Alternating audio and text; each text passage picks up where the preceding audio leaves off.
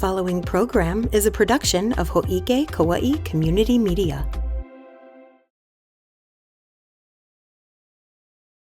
I'm a little nervous. Are you? Let's just get that out of the way instead, Yeah. because I'm a little nervous too.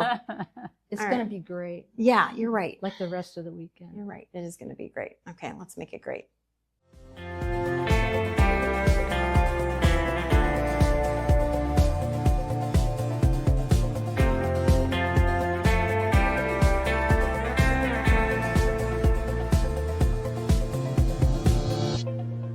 Aloha Kauai, I'm Trisha Allen, joined in the studio by the first Grand Marshals of Kauai's Pride Parade this year, 2025. Hello, I'm Madeline Hiraganuchio. Some people call me Maddie.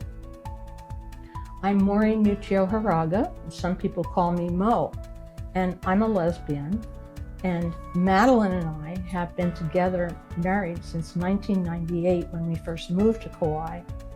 And we are so humbled and thrilled and excited to be the co-marshals for the parade. It's really the first time this is happening, and to have a lesbian couple, it just feels so progressive and great, and we just can hardly wait till Saturday.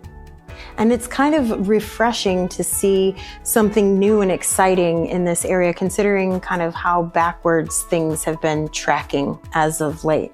Don't you agree? Oh, Yes, recently, yes, I think everything that we can do to energize and lift up the diversity and equality of our nation and of our little island of Kauai is important to do, and we love being part of it.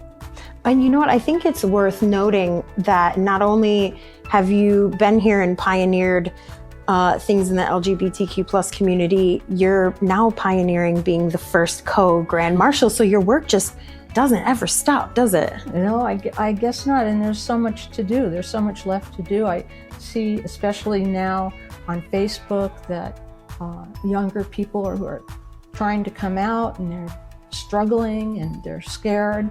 And this is really such an important time to be proactive and involved.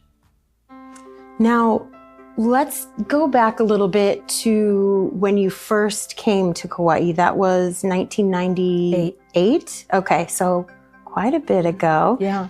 Tell me a little bit about that. Well, we actually have been married 3 times. Oh. Yeah. In 1998, we had a holy union in the Hollywood Hills overlooking Los Angeles. Mm-hmm. Our gay pastor married us at that time. And we came to Hawaii on a 3-week honeymoon, a week on Oahu, a week on Kauai, and a week on the Big Island. And while we were on Kauai, we started looking at property, and we ended up finding a property that we loved. And driving to the airport to go to Big Island, we're writing up an offer on it. Property in Kauai. And we went back to California when our honeymoon was complete, and dragged out the escrow till June. And so we could tie up loose ends over there, and boom, here we were on Kauai. And that was it, and you settled here then? Yep. Packed And everything up and Yeah. moved here. One of the agreements that we made early on was that we were going to try and get jobs before we moved here. Well, lo and behold, I was on the phone and I did get a job, and I started working for Haleopio. But Maureen decided she had to set up our household first, so she would wait a little while to get a job. That makes sense. And I said, oh, I'm a nurse, I can get a job anytime. Yeah. And did that end up being true? Well, it did, but what actually spurred me on to get a job was I really wanted a red Jeep. And Madeline said, if you want a Jeep, you have to have a job to get it. So I got a job right away, and I got my Jeep. So sensible. Do you still have the red Jeep? No, that was in 98. Many years Yeah, gone, many I think, years. yes. But it was wonderful when we had it. They're perfect to have Yeah, on it was the a island. hard top. We took the top off the first day and never put it back on. Really? Yeah. Honestly, Jeeps run forever. They do. They're wonderful. They're great to drive around Kauai, just anywhere. Now, you're driving a different car. What else was different back then when you first came to Kauai? Well, when we first moved over, I had this vision, I think we both did, that Hawaii was going to be very gay friendly. And in '98, there was a vote taken that restricted marriage to opposite sex couples and excluded same-sex couples from In the state of getting Hawaii? married for Hawaii. Oh, And then the Hawaii Supreme Court the next year endorsed that because it had been approved at the vote the year before. And that was devastating to us. I just couldn't believe it. Neither one of us could believe it. We felt like, wow, betrayed. Does everyone here hate us because we're gay? And we had difficulty connecting with a women's gay community here. And maybe you should tell the story of how Just weren't very visible. Right. I don't think. But the job that I got while I was still on the mainland and came to work here was with Haleopio, Kauai. And they're right down the street. yeah, they're and friends of ours. I park the Jeep in the parking lot and I go upstairs to my office, and pretty soon the receptionist says, "There's someone at the front desk to talk to you." And it was a gentleman by the name of Roy Boudouin, very active, very out. He came up because he saw the sticker on the back of our Jeep. pride flag. And Wow. he said, "I want to find out who the lesbian is here." And so I came out and said, "Here I am, and how do we get to know the rest of the community?" How interesting. So what did you find out from him? He took us to the regular Friday bonfires that they They had had down bonfire- at the beach. The gay men just embraced us. They took Aw. us into their fold. And It was all wonderful. these gay men events, like their Friday night bonfires, we were the only women there. And we were totally accepted and integrated with them Well, some other women came. That's eventually how eventually. we made the connections with everyone else. Okay. Then we also started a Monday night lesbian football night at a restaurant Fun. where they sold hot dogs, Chicago hot dogs. Oh, in those are my Kaua. favorite kind of hot dogs. I'm from the Chicago area. Oh, okay. Yeah, so I And- appreciate You that. understand. Not one woman showed up, but the gay men came. And of course, they like to see the football players. They think they're really cute in those tight pants. So, but So they would watch, and we would have to explain to them what was going on the field. They knew the players or liked the players, but football, not so much. That's great. Yeah. So how long did it take before more women started becoming part of the group? And were they lesbians or were they just allies? Both, I'd say. PFLAG. What year do you think we Oh started? my gosh, Parents and friends of lesbians and gays. And we would have regular weekly meetings. And younger gay people would come who were like starting to question who they were or didn't know where to go. And or needed support, and that's where really we bumped into the most women, right. I think. A Oh, lot of younger women who were actually, remember Melissa too, she's an older woman who had a gay son and was very active in the gay community, supporting all of the issues and things that came up. so you two both founded PFLAG? No. Oh, okay. We did participate as soon as I think it might have been Noelle Cambay, And Renee. and Renee Hamilton. Okay. Renee was recently the executive director of the YWCA, and we know Noelle because she was working with us for the Department of Health and Department of Education, the Mokihana Project, which was a counseling program for kids in the schools.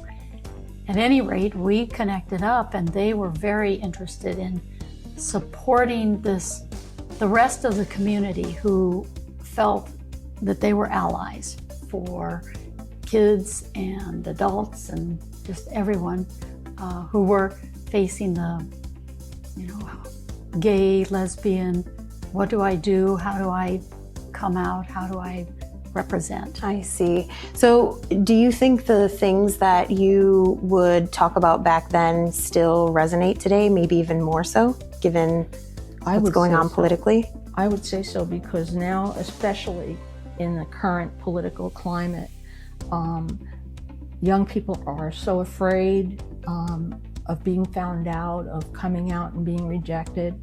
I was rejected by my family. When I came out to them, I had to move out of home at 18 because my mother would not allow me to live there with my girlfriend. And I was in school, so I lived in one room over a bar for a while with my girlfriend. It was pretty weird. Gunshots on Saturday night. I was going to say, it doesn't seem very safe. No, it wasn't very safe, but I was free and I could be me. And that was most important to me at that time, to be who I really was. I closet no more. Yeah, 18, you were out and that was it. That was it. No looking back. Yeah. How about you, Maddie? I have a very different story. So I grew up in Orange County, California, and married a man that I knew. We had met at college, and we got close and we married, and I actually was married to him for 21 years or so. Wow. And didn't realize quite how sort of stilted our relationship was until I met Maureen later on, and began to realize I didn't actually recognize that I might have even lesbian tendencies until being involved with Maureen. And once I realized that, he and I talked, and we made some attempt to go to counseling and realized that we were just not meant to be in a relationship any longer. I moved in with Maureen, and we've been together for 95, so that's 30 years ago. Oh, I see. So you moved out to Hawaii then only 3 years after you met? Yeah. Or married? When we met, we both had the idea that we'd eventually like to live in Hawaii. I see. I was on halfway through a 5-year plan, but as you can tell, Maureen is a little more impetuous. We ended up cutting that short by a couple of years, and we were in Hawaii by 98. And that's okay because things worked out, right? Things worked out. We're still on that original property that we picked out, and we love it. Well, that's good to hear. So what advice do you have for, let's start with allies of the LGBTQ plus community that you could give, that we would share with them? You know, in some ways, I think that for me, the awareness that allies are everywhere is so amazing. It's as if nowadays that those people who are comfortable with themselves and able to accept others don't bat an eye when they find out that you're gay, when they find out that you're transgender. There's so many more people who are aware of and willing to accept.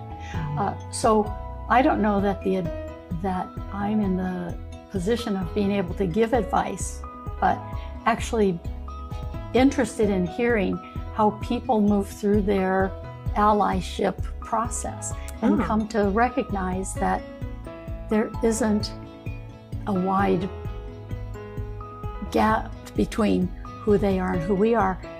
And I think it's probably very different from the way that I grew up. I'm sure. So my interest is in hearing more of their stories, actually. Maureen has probably lots of advice. I do have lots of advice. I think the first thing I would say is if you don't have something nice to say, don't say anything at all. I think that goes for pretty much everybody. I was working at a job, and I'm a nurse, and I was working as a nurse practitioner then, and the clinic nurse said that I was too gay. And the physician I worked with was gay, and the executive director of the clinic was gay.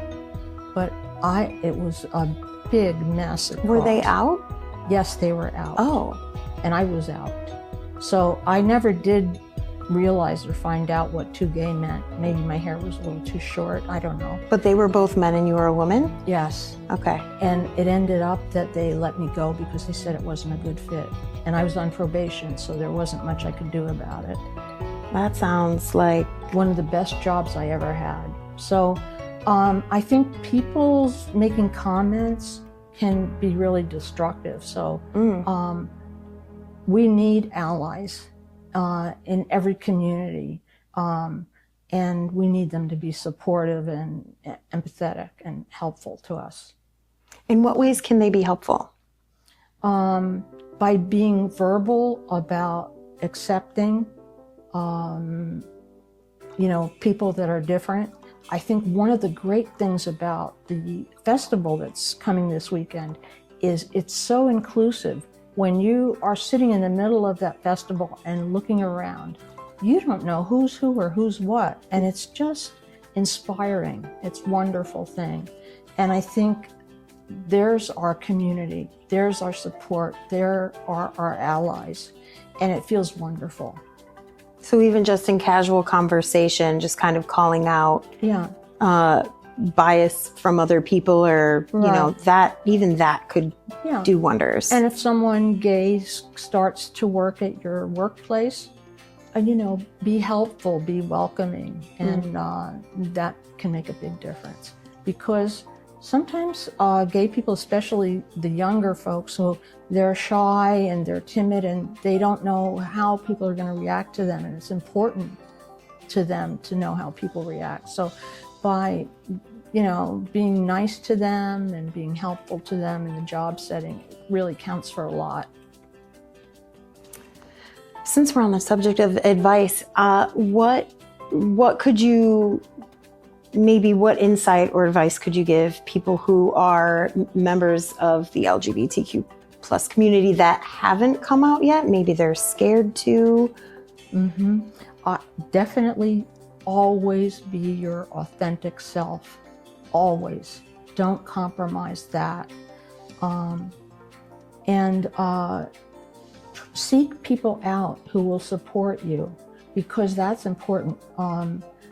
When you feel so alone, it's really difficult to come out. And I see people online all the time that are, I just told my parents and it was a disaster. And that was one of the things about PFLAG that I liked, is that people could come there and really get a lot of support from older, like us, the older lesbians, we can kind of share our story and offer support and hope, which is the most important thing, because suicide among that younger coming out community is too high, and that should not be at all, because they're valuable to us. We don't want to lose any of them. So there are so many ways too to find support because of our connections online and that kind of thing. But the flip side of that, of course, is that there's also ways that you get attacked that aren't very visible. And sometimes that means that you feel like you're alone and you're facing something that no one else is facing. So the reaching out for support, reaching out to talk to someone who you feel connected to or you just feel comfortable with, I think that is the biggest piece of advice that I would give. Even that small thing of having a gay pride sticker on the back of the Jeep got us in with the whole men's community here. And little things like that matter. Put a sticker on your bumper and see who comes around to see whose car that is. And anytime you can, reach out. And people will be there. People will definitely, because, we have different stories, but we've all been struggling with coming out and making these decisions, whether it's to get a divorce, whether it's to move out of your home, whatever. So be authentic and reach out. Do you have any groups or organizations specifically that people who are maybe struggling could check out? I just saw that hot coffee is going to have a monthly Sunday morning coffee thing for the gay community, for people to kind of get together and yeah, so people could look into that coffee on Rice Street, and that would be great. And there's always, counseling, like people at the YWCA. Matthew Hauk works there, who's so active in putting this event together. So he still, I think, has a monthly sort of a drop-in virtual session, especially for younger people. To make those connections between other people in the community so that people don't feel alone and they can sort of share their stories and know that, other people have been through similar situations. Yes. The other place that is very active and supportive is Malama Pono.